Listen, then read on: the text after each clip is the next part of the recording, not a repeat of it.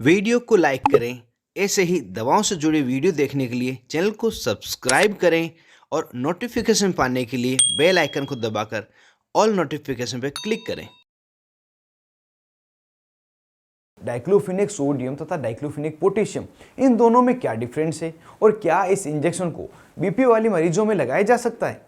तो डाइक्लोफिनेक की इन दोनों ही फॉर्म में कई अलग अलग डिफरेंस है, जिसमें केमिकल स्ट्रक्चर में, बनावट में, इसके फॉर्मूले में और प्रॉपर्टीज़ में। लेकिन यह हमारे लिए ज़्यादा इम्पोर्टेंट नहीं है। यहाँ पे जो मूल डिफरेंस हमारे काम का है उसको हम यहाँ पे जान लेते हैं, और वह है इसके कार्य करने की क्षमता में।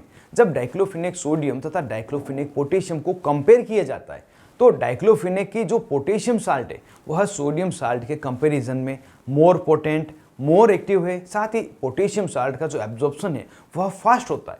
इसी कारण से डाइक्लोफिनेक पोटेशियम इंजेक्शन लगाते ही 2 मिनट में दर्द को ठीक करने लग जाता है, और जो डाइक्लोफिनेक सोडियम है यह 5 से 7 मिनट में अपना असर बताना शुरू करता है। अब यहाँ एक कन्फ्यूजन हो सकता है कि कौन से इंजेक्शन का प्रयोग लेना बेहतर रहता है।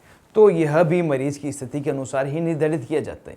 अगर कोई मरीज है जिसका मेजर एक्सीडेंट हो गया, उसको बहुत ही तेज दर्द हो रहा हो, फ्रैक्चर हो गया हो, तो उस टाइम वह दर्द को सहन नहीं कर पा रहे, इसलिए इमीडिएट रिलीफ के लिए डाइक्लोफिनेक पोटेशियम इंजेक्शन लगाया जाता है।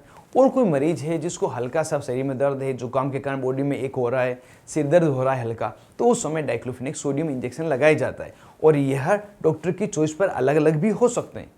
अब एक बहुत ही बड़ा कन्फ्यूजन इस इंजेक्शन के बारे में रहता है, उसको भी हम यहाँ पे क्लियर कर लेते हैं। क्या डाइक्लोफिनेक इंजेक्शन हाई बीपी वाले मरीजों में लगाया जा सकता है? तो सामान्यतः सीधे प्रकार से यह इंजेक्शन किसी प्रकार का नुकसान हाई ब्लड प्रेशर के मरीजों में नहीं करता है।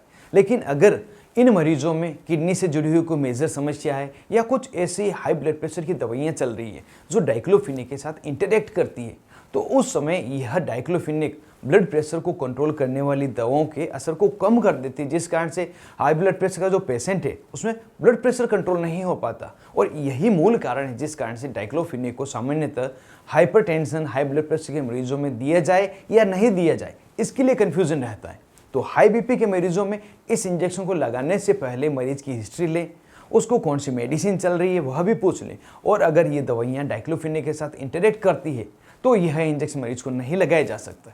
तो इस तरह से मरीज की हिस्ट्री पूछकर, एम्पुल को अच्छी तरह से जांच कर तथा दवा की पूरी जानकारी रख कर ही आप इस इंजेक्शन का प्रयोग करें, जिससे कि मरीज को फ़ायदा हो और आपकी प्रैक्टिस भी अच्छी हो जाए।